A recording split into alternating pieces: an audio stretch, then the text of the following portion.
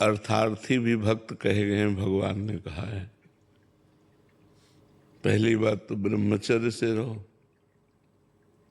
दूसरी बात पवित्र आहार करो, वो भी अल्पाहार जिससे प्राण पोषण हो जाए, और निरंतर नाम जप करो, जो चाहोगे हो जाएगा।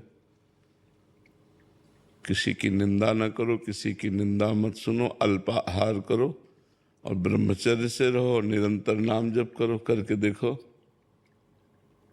जो चाहोगे प्राप्त हो जाएगा। लेकिन खिलवाड़ नहीं कर पाना, कर लो।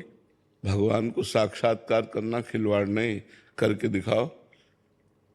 ब्रह्मचर्य किसी भी तरह से खंडित नहीं होना चाहिए, वाणी में मौन, किसी की निंदा स्तुति नहीं होनी चाहिए, और निरंतर नाम जप और अल्पाहार भगवान की शरण में होके करो। मनुष्य शरीर मिला है, बहुत अच्छी बात है, बहुत अच्छी बात है, लगो ऐसा, ठीक है।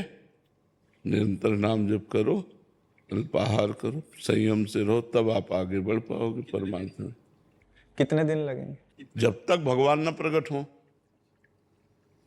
वो तो तुम्हारे पहले पाप नष्ट होंगे, हृदय पवित्र होगा। आप कितने जन्मों का कितना पाप का हिसाब है, वो तो जपते रहो। जब तुम्हारा पाप नष्ट हो जाएगा तब प्रकाशित हो जाएंगे भगवान। जब तक भगवान न प्रकट हो तब तक करते रहो, निरंतर नाम जप करते हो। जन्म जन्म मुनि यतन करा ही तुम्हें, तो एक ही जन्म की बात है। तो जन्म जन्म मुनि लोग यतन करते हैं, तब उस परमात्मा तत्व को प्राप्त कर पाते हैं। करो ऐसा, ठीक है। मर जी, इन्होंने लिखा मन चाहा वरदान, तो मन ही मर गया तब तो, फिर मन ही मर गया तो नहीं। जैसे ध्रुव जी ने अटल पदवी की चाह की तो भगवान ने अटल पदवी दी, उनको अटल पदवी दी। तो अगर चाह करके चलोगे तो भगवान चाह पूरी, वो चाह तुम्हारी बनी रहेगी जब तक भगवान, जब भगवान मिलेंगे तब वो चाह नष्ट हो जाएगी, तो भगवान उसे पूरी कर देंगे नष्ट होने पर भी। हाँ, पूरी कर देंगे।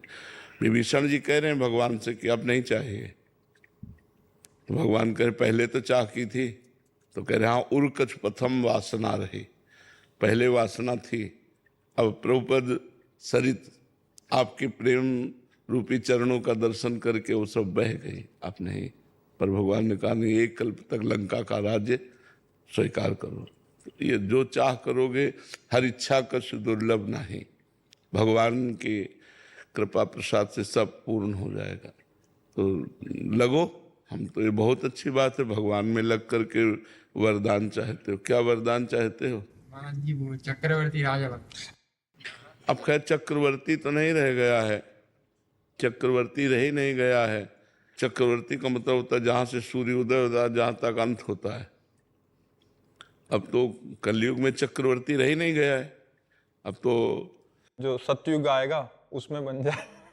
हाँ, तपस्या करो, अगर भगवान चाहेंगे तो अन्य युगों में कभी ऐसा। कलयुग में तो चक्रवर्ती सम्राट पद का धीरे से काम खत्म हो चुका है।